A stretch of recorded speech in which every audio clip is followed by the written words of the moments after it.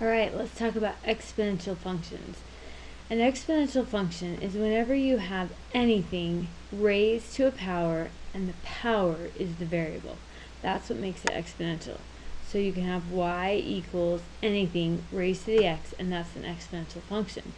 And the first thing that we're asked to do is graph an exponential function, for example, 4 raised to the x.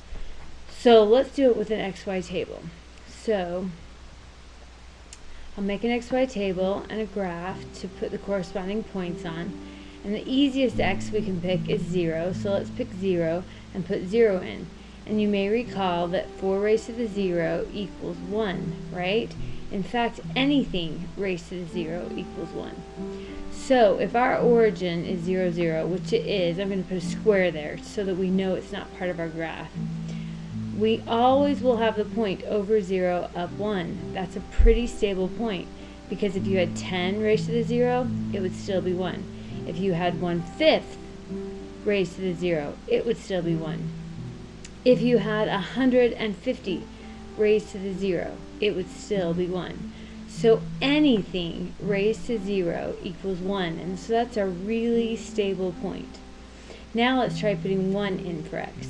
If I put 1 in for x, I have 4 raised to the first power, and we know 4 raised to the first power is 4. So this can be your second rule.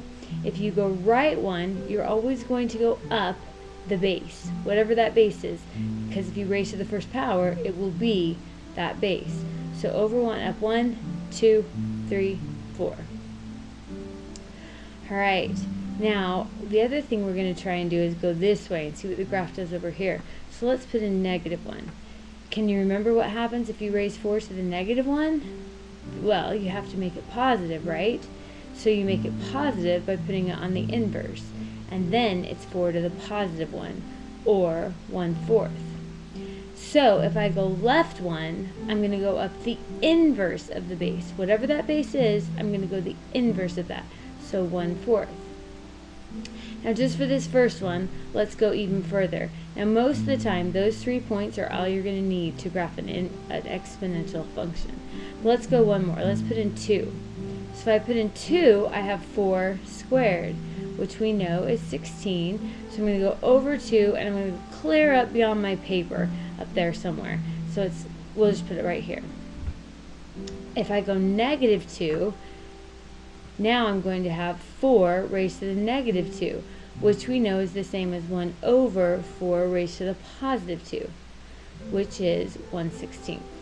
So you can see that I'm getting closer and closer to the x-axis, but I'm never going to cross it, because no matter what I put in, it will be a fraction. If I put in 100, it would be 4 raised to 100, and then it would be 1 over that giant number.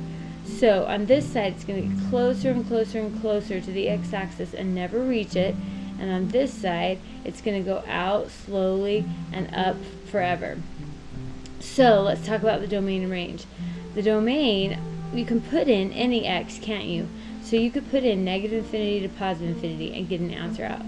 However, the range is never going to cross the origin. So on my square, wherever my origin is, I'm going to draw a dotted line, because that is my asymptote. This graph gets closer and closer and closer to it, but never crosses it. And so my range is going to go, it's never going to reach 0, so it will be a parenthesis, and it will go from 0 to infinity. So it goes closer, closer, close as it can to 0, and then on this side it'll go up to infinity. Okay, now with that, you can graph any exponential function. So let's do another one. Let's do y equals 1/6 raised to the x. And this time, we'll do a little table, but we'll stop doing tables because we'll know our rules. What point do you automatically know every time if you haven't shifted it? From your origin, you should automatically know over 0, up 1. Always, always, always, that point is there. If you go right 1, you should always know that you're going to go up the base. Now in this case, the base is 1/6, so you're only going to go up a 6, about right there.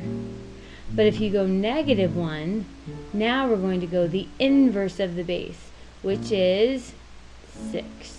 So if I go -1, I go up 1, 2, 3, 4, 5, 6. So what you can see is if the base is a fraction, it inverts this graph. So now it's going to go like this and get closer and closer and closer to the x-axis. But again, there's an asymptote through your origin that it will never cross. So now we have to take into account possible shifts. So for example, if I gave you f of x equals 2 raised to the x minus 1. When you see plus or minus something, those are your shifts. They're the very same as parabolas. So if you see it with the x, and this, you know, if you were actually doing this problem, if I put in a number, if I put in 3 minus 1, you know that you would do 3 minus 1 first, right? You would go 2 to the second power. So they don't even have to put them there, but it's implying that there's parentheses. And the rule with parabolas that hopefully you learn is that you go on the x-axis, since it's in parentheses with the x, and when it's in parentheses, you do the opposite direction. So if it says subtract 1, this means I'm actually going to shift it right 1. And if you don't believe it, just do an XY table and prove it to yourself. But we know that I can go take my origin and shift it right 1, and that is my new box. It's not part of my graph, it's my changed, my shifted origin. But from that origin, I'm automatically going to have over 0 up 1 every single time. Over 0 up 1, over 0 up 1, over 0 up 1 after you shift it. If I go right 1, now I go up the base, whatever the base is. So I go up 2. If I go left 1, now I go the inverse of the base, 1/2. So those points are enough to make this graph. Now, if you aren't sure about those shifts, plug them in a table and prove it to yourself. Plug in 1, and you'll see that you get 0, where our graph is. Over 0, oops, sorry. Wait, if I plug in 1, I get 0, that's right. So over 1, up 0, yeah, sorry. Okay, now let's do one last one. Let's do f of x equals 3 raised to the x plus 2. Now this is not up in the exponent with the x. So this is a vertical shift. And it does because it's not in parentheses, you shift it the way the sign indicates. So this is going to shift it up 2. So I'm going to take my graph and I'm going to shift my origin up 2. That's my new box. Remember that your graph doesn't go through it, but that's your new origin. From your origin, every single time, we always know the point. Over 0, up 1. From the origin, we always know the point. Right 1, up the base, the base of the exponent. So I'm going to go right 1, and I'm going to go up 1, 2, 3 from my shifted origin. If I go left 1, I go the inverse of the base. So I go left 1, up 1/3. Now, just like here, here, and here, through this box is my asymptote. It's an imaginary line that we get closer and closer to, but never cross. So that's enough to draw our graph. And by the way, if they ask you to name that asymptote, it's just a vertical or horizontal line. Horizontal crosses the y-axis, so it's y equals wherever it crosses, in this case 2. That's the asymptote. And this is our graph with 3 distinct points, so you'd easily be able to pick it on a multiple choice test. Okay, I'm going to do one last one. Let's do f of x equals 2 raised to the x minus 1 plus 3. Actually, we've done minus 1 right there, so let's do plus 1. Okay, so using our shift rules, this is with the x, and it's implied parentheses, so this will shift it left 1. This one is not with the x, so it's going to shift it vertically, and it does what the sign says, so it's going to go up 3.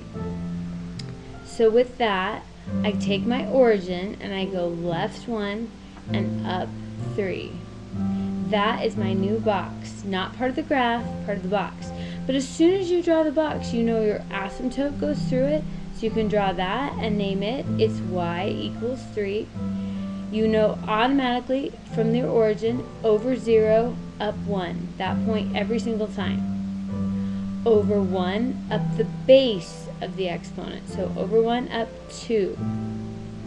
And if I go left 1, I go the inverse of the base, 1/2. And always draw that curve, even though it almost looks like it could be a straight line. That's a curve. So that is 9.3 exponential functions. That's just the graphing part. You also have to solve equations. So let's do some of that. Solving equations, if I had 5 raised to the x equals 125, we're going to learn more ways to solve them in the coming up sections, but for now, they just want you to do it by making the base the same. If the base is the same on both sides, you can just drop it.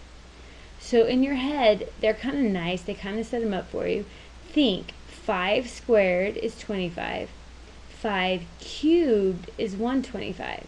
So I will replace 125 with 5 cubed.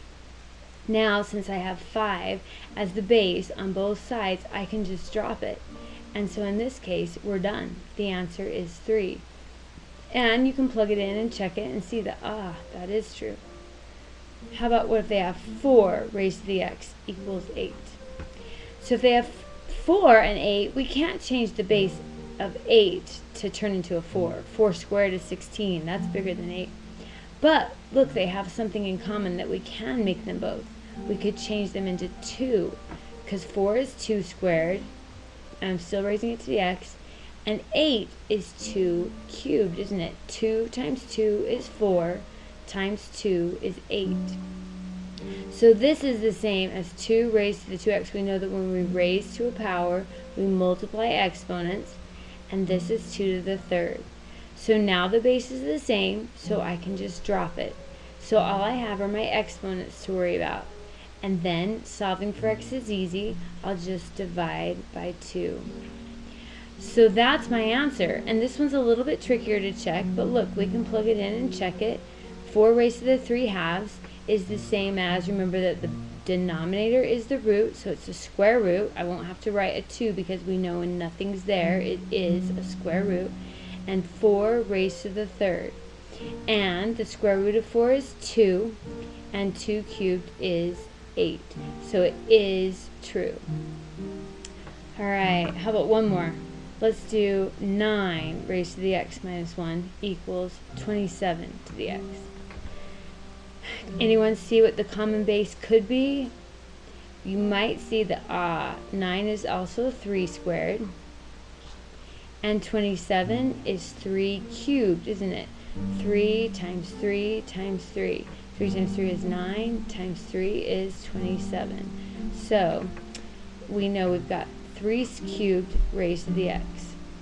So, multiplying, raising to a power, we multiply exponents. So I will have 2x minus 2. Make sure you distribute that all the way through that. And this will be 3 to the 3x. So, the base is the same, so I can drop it. So I have 2x minus 2 equals 3x. Now, since it will keep my x's positive, I'll go ahead and just subtract 2x from both sides. So I have negative 2 equals 1x. So it's telling me that x has to be negative 2 for this to be true. And again, we could check it. We could plug in negative 2 to the negative 1 equals 27 to the negative 2 and see if that's true. So I have 9 to the negative 3 and I have 27 to the negative 2. And we know to do those, we have to invert them. So I'm going to go like this. And now, believe it or not, if you plug those in your calculator, they are, oops, I'm out of room. They are equivalent. But since I'm out of space, I'll stop right there. Good luck on 9.3. Let me know if you have any questions.